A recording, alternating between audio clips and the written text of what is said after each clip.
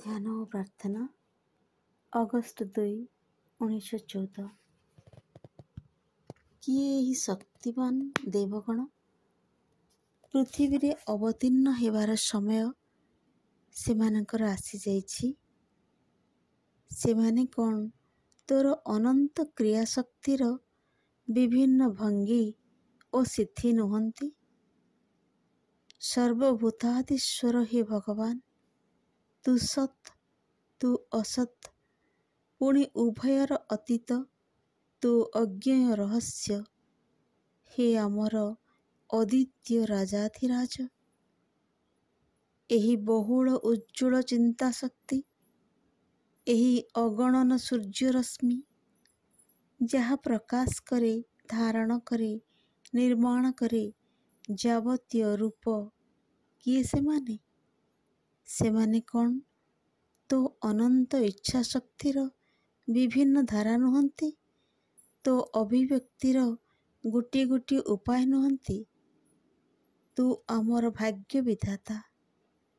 ହେ ଅଚିନ୍ତ୍ୟ ସଦ୍ବସ୍ତୁ, ଯାହା ରହିଛି ଏବଂ ବର୍ତ୍ତମାନ ସୁଦ୍ଧା ହୋଇନାହିଁ ସମସ୍ତଙ୍କର ହେ ଏକଛତ୍ର ଅଧୀଶ୍ୱର, ଏହି ଯେତେ ମାନସ ସାମର୍ଥ୍ୟ, ଏହି ଯେତେ ପ୍ରାଣଜ ତେଜ, ଏହି ଯେତେ ଭୌତିକ ଉପାଦାନ, ଏସବୁ ତୋ ବିନା ଆଉ କ'ଣ? ତୋର ଯେଉଁ ରୂପ ସର୍ବାପେକ୍ଷା ବାହ୍ୟ ପ୍ରକାଶ ଓ ସିଦ୍ଧିର ଧାରାରେ ଯାହା ହେଲା ଶେଷ ପରିଣାମ, ଏହିସବୁ ସେହି ରୂପ।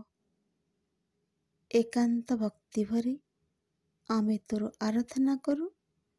ଚତୁର୍ଦିଗରେ ତୁ ଆମକୁ ଅତିକ୍ରମ କରି ରହିଛୁ, ଆମ ଆଭ୍ୟନ୍ତରରେ ପ୍ରବେଶ କରିଛୁ, ଆମକୁ ଅନୁପ୍ରାଣିତ ପରିଚାଳିତ କରୁଛୁ। ତୋତେ ତ ଆମେ ବୁଦ୍ଧି ଦେଇ ବୁଝିପାରୁନା, ସଂଜ୍ଞା ବା ନାମ ଦେଇ ପରିଚିତ କରିପାରୁନା, ତୋତେ ଧରିପାରୁନା, ଆଲିଙ୍ଗନ କରିପାରୁନା ବା ଭାବି ମଧ୍ୟ ପାରୁନା। ତଥାପି ଆମର ତୁଚ୍ଛତମ କାର୍ଯ୍ୟ ମଧ୍ୟରେ ବି ତୁ ନିଜକୁ ସଂସିତ କରି ଚାଲିଛୁ। ଆଉ ଏଇ ଯେଉଁ ବିଶାଳ ବିଶ୍ୱ, ତୋ ଶାଶ୍ୱତ ତପଶକ୍ତିର ଏତକ କଣା ମାତ୍ର।